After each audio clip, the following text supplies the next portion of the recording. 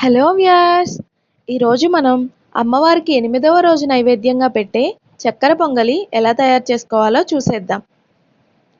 ముందుగా స్టవ్ పైన ఒక కడాయి పెట్టుకొని దానిలో 2 నుంచి 3 టేబుల్ స్పూన్ల వరకు నెయ్యి వేసుకోవాలి. మీ దగ్గర ఆవు నెయ్యి అవైలబుల్గా ఉంటే ఆవు నెయ్యి వేసుకోండి. ఆ నేతిలో 1 కప్పు వరకు జీడిపప్పును వేసుకొని దోరగా వేయించుకోవాలి.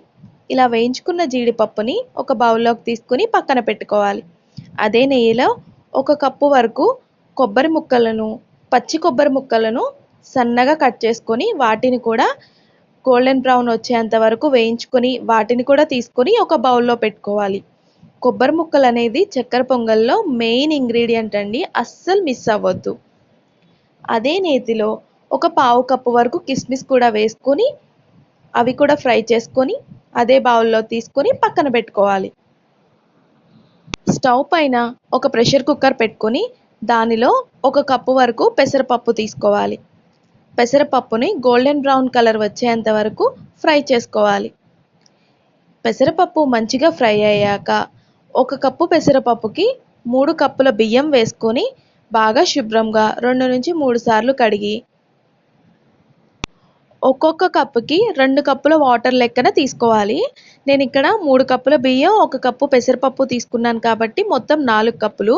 4 కప్పులకి 8 కప్పుల వాటర్ తీసుకొని దానిలో ఒక హాఫ్ టేబుల్ స్పూన్ సాల్ట్ కూడా వేసుకొని కుక్కర్ మూత పెట్టుకొని 2 విజిల్లు రానివ్వాలి.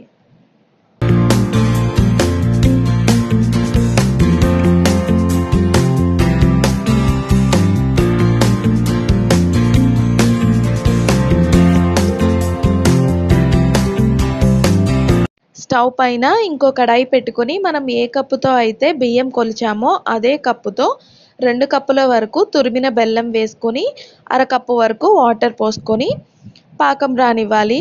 మరీ ముదుర పాకం వరకు అక్కర్లేదండి, లైట్గా వస్తే చాలు. ఈలోపు మనం కుక్కర్లో పెట్టుకున్న పప్పు రైస్ కూడా చక్కగా ఉడికిపోయింది. ప్రెషర్ అంతా పోయాక కుక్కర్ మూత ఓపెన్ చేసుకొని బాగా కలుపుకోవాలి. దీనిలో మనం పాకం పట్టుకుని పెట్టుకున్నాం కదా, అది కొంచెం చల్లారాక ఏదైనా టీ స్టైనర్తో కానీ వడపోతుతో కానీ వడపోసుకొని స్టవ్ పైన పెట్టుకొని ఒక 5 నిమిషాల పాటు కలుపుకుంటూ ఉండాలి.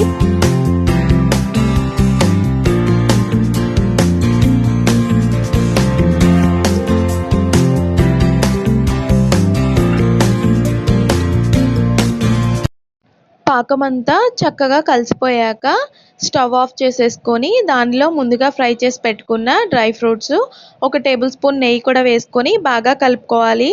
అంతే అండి, చాలా ఈజీగా టేస్టీగా కమ్మగా మన చక్కెర పొంగలి రెడీ అయిపోయింది.